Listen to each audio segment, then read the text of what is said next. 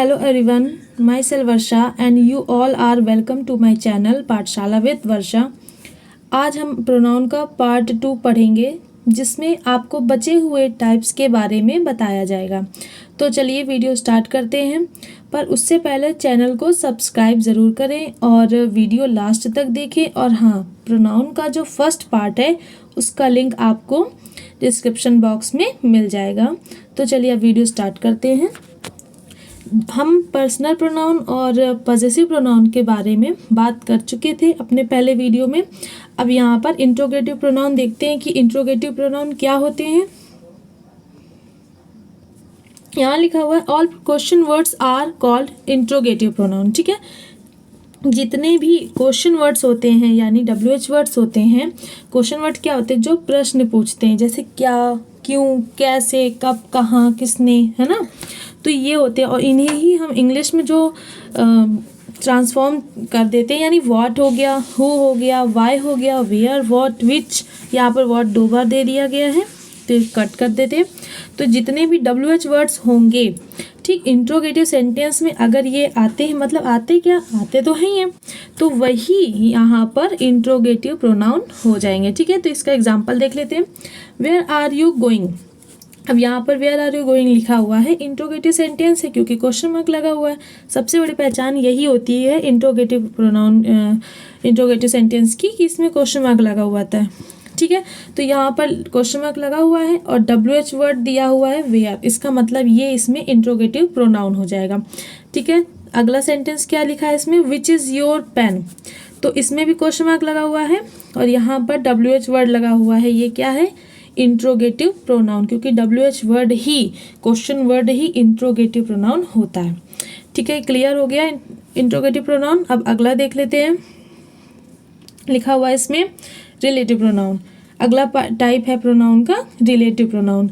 ठीक, अब relative pronoun देखें क्या है। यहाँ पर लिखा हुआ है इसमें कि these pronouns connect to sentence. तो जो रिलेटिव प्रोनाउन, रिलेटिव का मतलब क्या है? रिलेशन। रिलेटिव का क्या मतलब? रिलेटिव किससे बना है? रिलेशन से। ठीक है, these pronouns connect to sentence. 2 sentence दिए होंगे, उन दोनों को जोड़ने का काम क्या करेगा? Relative pronoun. ठीक है, और ये कंजक्शन की तरह भी यूज़ होते हैं। ठीक है, जैसे कंजक्शन जो काम करता है वही ये होता है, दोनों में ज़्यादा डिफरेंस नहीं है। अब यहाँ पर अगला इसमें क्या लिखा हुआ है, दे आर प्लेस्ड। यहाँ प्लेस्ड होगा, डी लग जाएगा। They are placed between 2 sentence. जैसा कि अभी बताया कि 2 सेंटेंस के बीच में जो रखा हुआ होता है वही होता है रिलेटिव प्रोनाउन। ठीक, अब question words are also used as relative pronoun. तो जो अभी हमने इंट्रोगेटिव में क्वेश्चन वर्ड्स की बात करी थी, WH वर्ड्स जितने भी होते हैं वो इंट्रोगेटिव प्रोनाउन होते हैं, तो वही रिलेटिव प्रोनाउन का भी काम करते हैं। लेकिन बस डिफरेंस ये होता है कि पोजीशन अलग अलग होती है। ठीक है, कहीं पर वो क्वेश्चन वर्ड का काम करते हैं और कहीं पर वो रिलेटिव प्रोनाउन का काम करते हैं। तो ये अभी बताया जाता है आपको। यहाँ पर लिखा हुआ है when they are placed between 2 sentence. जब WH वर्ड्स को हम 2 सेंटेंस के बीच में रख दें। यहाँ पे WH वर्ड्स को यहाँ 2 सेंटेंस के बीच में रख दिया जाता है और लास्ट में फुल स्टॉप लगा हो, यानी क्वेश्चन मार्क ना हो, है ना, या तो वो सेंटेंस क्या हो जाएगा? रिलेटिव प्रोनाउन हो जाएगा। ठीक है, अब इसका एग्जांपल देख लें। I don't know who you are. अब यहाँ पर एक सेंटेंस लिखा है आई डोंट नो, दूसरा लिखा है यू आर। ठीक है, तो इन दोनों को जोड़ने का काम किसने किया? हु ने। ये WH वर्ड है, ठीक, लेकिन ये अभी आगे नहीं रखा हुआ, यहाँ नहीं रखा हुआ और ना ही क्वेश्चन मार्क लगा हुआ है।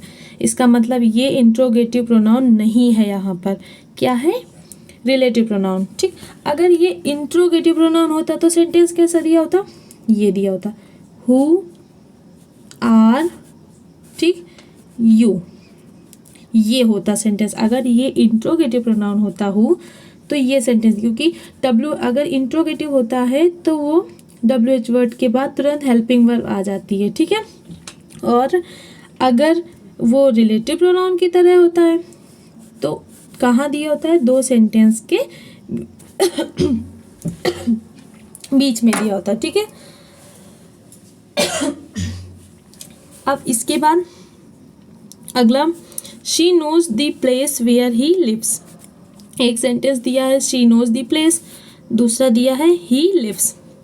तो इन दोनों को जोड़ने का काम किसने किया? वेयर ने। वेयर एक WH वर्ड है, क्वेश्चन वर्ड है, ठीक। लेकिन यहाँ पर ये क्या काम कर रहा है? रिलेटिव प्रोनाउन का, क्योंकि दो सेंटेंस को जोड़ रहा है, ठीक। यही अगर स्टार्टिंग में आ जाता हेल्पिंग वर्ब के पहले, ऐसे वेयर आर यू, है ना, तो ये क्या हो जाता है? Interrogative pronoun. लेकिन अभी ये क्या है? Relative pronoun. क्यों? क्योंकि दो सेंटेंस के बीच में आया है, ठीक। यही डिफरेंस होता है रिलेटिव प्रोनाउन और इंट्रोगेटिव प्रोनाउन के बीच में, कि रिलेटिव प्रोनाउन का मतलब WH वर्ड बीच में आएगा, ठीक, और इंट्रोगेटिव प्रोनाउन का मतलब WH वर्ड स्टार्टिंग में आएगा क्वेश्चन मार्क के साथ, ठीक। अब इसके बाद अगला टाइप देख लेते हैं। यहाँ पर डिस्ट्रीब्यूटिव प्रोनाउन लिखा हुआ है। डिस्ट्रीब्यूटिव प्रोनाउन का क्या मतलब होता है? तो when we discuss about a group of people और वन ऑफ देम, जब हम किसी ग्रुप के बारे में बात कर रहे हो, यानी काफ़ी लोग हों और उन सब के बारे में बात हो रही हो, या उनमें से किसी एक के बारे में बात हो रही हो, लेकिन डिस्कशन सबका दिया गया हो, ठीक, यानी कि बारे में सबके दिया गया, चाहे उन सबके बारे में बोला जा रहा हो, चाहे उनमें से कोई एक। देम आया ना, अब देम आया, देम का क्या मतलब हुआ? कई लोग हैं, उनमें से वन की बात हो रही है या सबकी बात हो रही हो, है ना, तो तब जो वर्ड यूज़ किया जाता है उनके लिए, उसे ही डिस्ट्रीब्यूटिव प्रोनाउन बोलते हैं। These words are called distributive pronoun, ठीक है। अब इसका एग्जाम्पल यहाँ पर लिखा हुआ, each of the boys won the medal. लड़कों में से हर लड़के ने, ईच ऑफ द बॉयज़, सभी लड़कों में से सब लड़कों ने ही, हर एक लड़के ने मेडल जीता। तो यहाँ पर बॉयज़ लिखा हुआ है ना, काफ़ी लड़के हैं और उनमें से ईच यानी सब की बात हो रही है, सबकी बात हो रही, ईच आ गया, ठीक है। तो ये क्या हो गया? Distributive pronoun. अगला एग्जाम्पल लिखा हुआ है, neither of the judgment is correct, ठीक, neither of the judgment is correct. तो यहाँ पर जो नाइदर वर्ड दिया है, ठीक, नाइदर ऑफ द जजमेंट, कोई भी जजमेंट नहीं, यानी जितने भी जजमेंट हैं उनमें से कोई नहीं करेक्ट है, कोई भी जजमेंट करेक्ट नहीं है, यानी नाइदर जो वर्ड है ये भी क्या है? Distributive pronoun. तो जितने आइदर हो गया, नाइदर हो गया, ईच हो गया, एवरी हो गया, है ना, तो ये सब कहाँ पर आएंगे? डिस्ट्रीब्यूटिव प्रोनाउन में, ठीक, क्योंकि ये सब के बारे में बात होती है या सब में से किसी एक के बारे में बात हो रही होती है, ठीक है। अब अगला एग्जाम्पल, अगला टाइप देख लेते हैं। यहाँ लिखा हुआ है इंडेफिनिट प्रोनाउन, ठीक। अब इंडेफिनिट प्रोनाउन क्या होते हैं? तो when we use indefinite words to present noun, जब हम किसी नाउन को प्रेजेंट करने के लिए, इंडेफिनिट क्या होता है? अनिश्चित, ठीक। अनिश्चित का मतलब होता है जिसके बारे में हमें कंफर्मेशन ना हो, जिसके बारे में हमें कंफर्म पता ना हो कि ये कौन है, कैसा है ना, कोई, तो जिसके बारे में कंफर्मेशन ना हो वही हमारा इंडेफिनिट प्रोनाउन होता है। जैसे कि हमने कह दिया दरवाजे पर कोई है, या दरवाज़ा कोई खटखटा रहा है ना, तो वर्ड क्या है? कोई खटखटा तो रहा है, लेकिन हमें ये नहीं मालूम है कि कौन खटखटा रहा है, ठीक, तो वो क्या हो जाएगा? समवन, यानी कि इंडेफिनिट प्रोनाउन, ठीक है। तो जब हमें किसी के बारे में कंफर्मेशन ना हो तो उसे ही हम इंडेफिनिट प्रोनाउन बोलते हैं। जैसे कि यहाँ पर कुछ एग्जांपल्स दिए हुए हैं, एवरीबडी यानी हर कोई तो है, लेकिन पता थोड़े ना है कि हर कोई में कौन कौन है, कंफर्मेशन तो है नहीं कि कितने लोग हैं। समबडी यानी कोई, अब कोई तो है लेकिन कौन है ये नहीं पता। नोबडी कोई नहीं, एनीबडी कोई, एवरीवन हर कोई, someone no one, anything all, both means दोनों, मच फ्यू लिटिल थोड़ा, है ना, मच मीन्स ज़्यादा, ज़्यादा में कितना कोई पता थोड़े ना है ना, फ्यू थोड़ा, लिटिल, थोड़ा, इन सब में क्या पता है कि कन्फर्मेशन मात्रा क्या है, पूरा मतलब कन्फर्म मात्रा क्या है, या कितने लोग हैं, कुछ कन्फर्म नहीं है ना, कि 2 लोग हैं, 4 लोग हैं, मतलब हैं लेकिन कन्फर्म नहीं। तो जब कोई चीज़ कन्फर्म ना हो तो हम उसे ही इंडेफिनिट प्रोनाउन बोलते हैं, ठीक है। अब इसके बाद अगला टाइप क्या है, डिमॉन्स्ट्रेटिव प्रोनाउन। अब डिमॉन्स्ट्रेटिव प्रोनाउन की अगर बात करें तो उसकी डेफिनेशन देख लें। When we use words to indicate anything, this word is called demonstrative pronoun, है ना। व्हेन वी यूज वर्ड्स, जब हम जिन शब्दों का यूज़ करते हैं टू इंडिकेट एनीथिंग। अभी इससे पहले क्या टाइप था, इंडेफिनिट प्रोनाउन था। इंडेफिनिट का क्या मतलब होता है, जब कंफर्मेशन ना हो। अब डिमॉन्स्ट्रेटिव जस्ट उसका अपोजिट होता है कि हमें पता होता है कि किस बारे में बात कर रहे हैं, यानी संकेत कर रहे हैं, किसी की तरफ संकेत कर रहे हैं, किसी चीज़ की तरफ, तो इशारा करके बताना कि हाँ ये चीज़ है, हम इसके बारे में बात कर रहे हैं, तो उसे ही डिमॉन्स्ट्रेटिव प्रोनाउन बोलते हैं, है ना। इंडेफिनिट में क्या होता है, कन्फर्म नहीं होता है। इसमें क्या होता है, डिमॉन्स्ट्रेटिव में कन्फर्म होता है कि ये वाला, है ना। तो यहाँ पर जैसे कि गिन चुन के ही होते हैं, इसमें ज़्यादा नहीं होते हैं। तो इसमें जैसे एक मेन हो गया, दिस हो गया, दैट हो गया, दीज हो गया और दोज हो गया, और एक सच हो गया, ठीक है। ये इतने होते हैं मेन डिमॉन्स्ट्रेटिव प्रोनाउन। जैसे कि दिस की बात कर ले, अगर दिस मीन्स यहाँ, एग्जाम्पल देखिए, दिस इज़ योर रूम, है ना। तो यहाँ पर दिस इज़ योर रूम लिखा है, यानी यह तुम्हारा कमरा है। तो दिस इंडिकेट कर रहा है ना कि ये वाला कमरा, यह कमरा तुम्हारा है, यानी यह तुम्हारा कमरा है। दैट आ गया, दैट वॉज माई बैग, तो इसमें दैट हो गया। सच वॉज माई इंटेंशन। अब सच का प्रयोग क्यों करते हैं, यानी सच का यूज़ क्यों करते हैं, जब हम एब्स्ट्रैक्ट नाउन के लिए कोई वर्ड यूज़ करेंगे। एब्स्ट्रैक्ट नाउन का मतलब जिन्हें हम टच नहीं कर सकते, है ना, तो केवल फील किया जा सकता है, उसे ही एब्स्ट्रैक्ट नाउन कहते हैं। और उन नाउन के लिए जो हम वर्ड यूज़ करते हैं डिमॉन्स्ट्रेटिव प्रोनाउन में, वो सच होता है, ठीक। इंटेंशन क्या है, क्या हम इंटेंशन को टच कर सकते हैं, नहीं। देख सकते हैं, नहीं, केवल फील कर सकते हैं, ना। तो इंटेंशन के लिए हमने क्या यूज़ किया, कौन सा डिमॉन्स्ट्रेटिव प्रोनाउन, सच, ठीक। दिस, दैट और दीज, दोज जो होते हैं, ये किन के लिए यूज़ किया जाता है, कॉन्क्रीट के लिए, है ना, यानी मूर्त के लिए, जिसको हम देख सकते हैं और टच कर सकते हैं, लेकिन हम इंटेंशन को तो टच नहीं कर सकते, तो उसके लिए सच यूज़ होगा, ठीक। अब अगला प्रोनाउन क्या है, reflexive pronoun. What is reflexive pronoun, reflexive pronouns are the words, ऐसे शब्द होते हैं दैट एंड इन सेल्फ, जो वर्ड लिखा हो उसमें सेल्फ या सेल्स जुड़ा हुआ हो, ठीक है।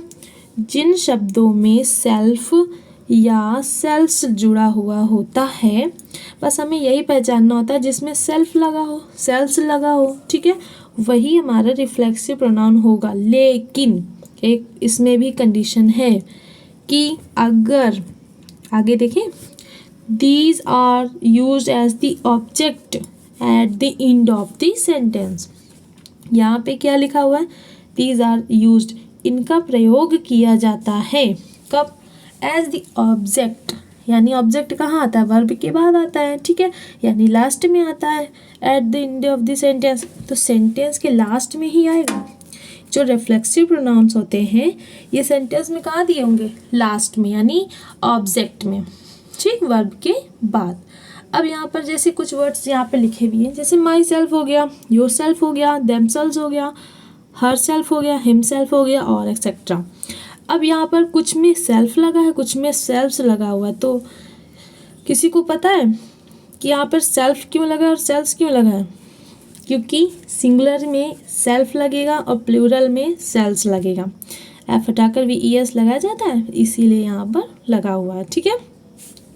अब इसका example, I can do it my self, है ना, इसमें माई सेल्फ कहाँ आया है, ऑब्जेक्ट की जगह पे आया, यानी इट के बाद आया है, ठीक, ये पूरा ऑब्जेक्ट है, तो यहाँ पर माई सेल्फ लिखा हुआ है।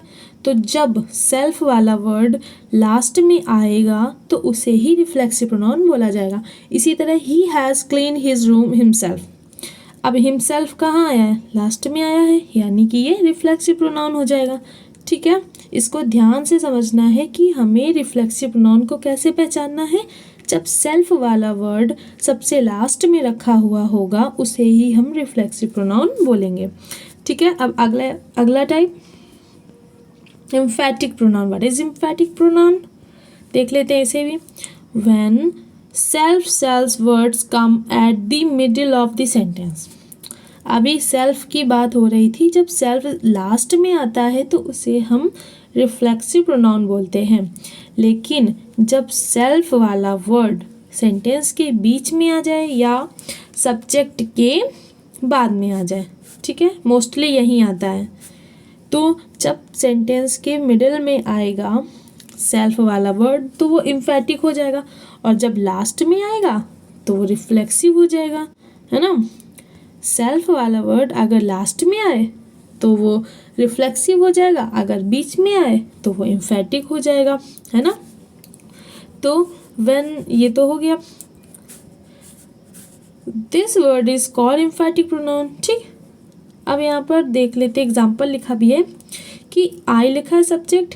अब वहाँ पर माई सेल्फ कहाँ लिखा हुआ था, लास्ट में, लेकिन यहाँ कहाँ लिखा हुआ है, सब्जेक्ट के बगल में, यानी ये क्या हो गया, एम्फेटिक प्रोनाउन। ठीक है, इसी तरह यू के साथ योर सेल्फ लिखा हुआ है, तो योर सेल्फ कहाँ दिया हुआ है, यू के बगल में, तो ये क्या हो जाएगा, एम्फेटिक प्रोनाउन। अगर यही योर सेल्फ यहाँ दिया हो तो वो हो जाएगा रिफ्लेक्सिव प्रोनाउन। ठीक है, क्लियर हो गया। अब इसके बाद जो लास्ट प्रोनाउन है उसको भी डिस्कस कर लें कि लिखा हुआ है रेसिप्रोकल प्रोनाउन क्या होते हैं। What are reciprocal pronoun. तो when two or more nouns express a mutual action, जब दो या दो से ज़्यादा नाउन एक ही काम को एक टाइम पर कर रहे हों, है ना। म्यूचुअल मीन्स आपस में, है ना। म्यूचुअल का मतलब क्या होता है, आपस, यानी आपस में, है ना। तो इन्हें ही हम रेसिप्रोकल प्रोनाउन बोलते हैं। आपस में का जब मोस्टली सेंटेंस बोल जाते हैं आपस में मत झगड़ो, है ना, तुम लोग आपस में क्यों झगड़ रहे हो, तो ये लो मिठाई आपस में बांट लो। तो इस तरह जो आपस वर्ड होता है उसे ही हम एक हिसाब से रेसिप्रोकल बोल सकते हैं।